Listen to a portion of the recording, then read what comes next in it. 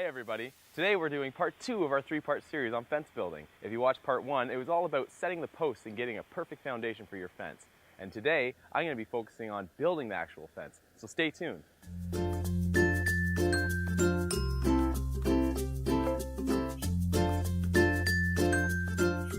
First things first, we got to figure out where to start building our fence. I recommend that you always go to the highest point, and then you work your way down. It makes things much simpler. First tips I like to use is putting a board underneath the end of your first beam. When this goes on, it gives you ground clearance so that the beam's not resting on the dirt, and make sure that you won't be putting your fence in the dirt when you build it. Next thing, we lift up the other end and we just make sure it's level, and then draw a pencil line up the side of the board, take it over the saw, and now we can cut it. So after every cut, we got to make sure that we put cut and seal on the ends to retreat those fresh pieces of wood.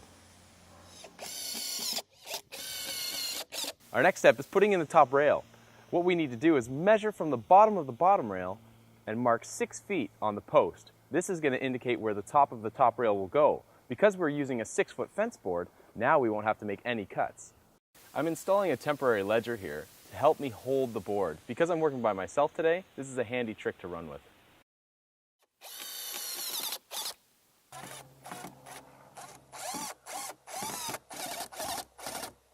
So now I'm marking a mid-rail.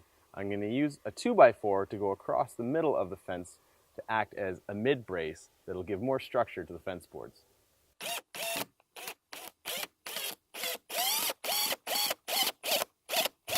Now repeat this process for the rest of your fence, putting a bottom, top, and mid-rail in every section.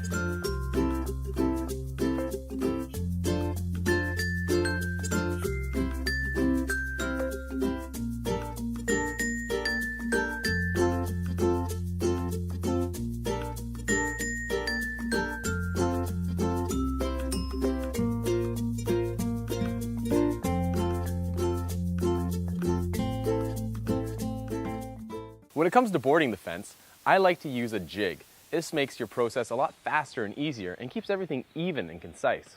So now with a T-jig, what I can do is I can rest the 2x4 on the top of the 2x6 top rail.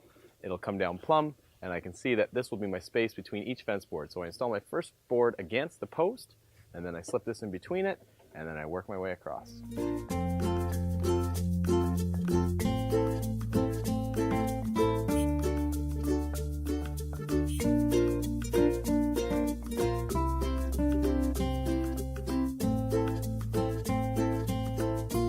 Now that we've completed boarding the one side of the fence, we'll go to the other side and repeat the process, offsetting the boards so that we can create privacy.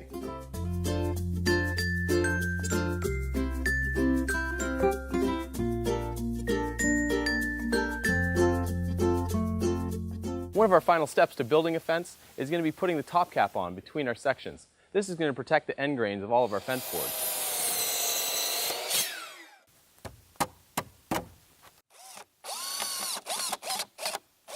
We're almost done. Last thing to do, cut off the tops of our posts and cap them off.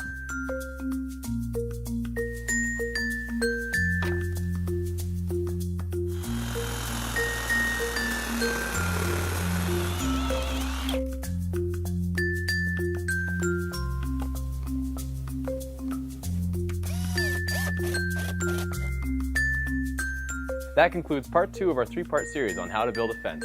Stay tuned, as in part 3, I'm going to show you how to add some style.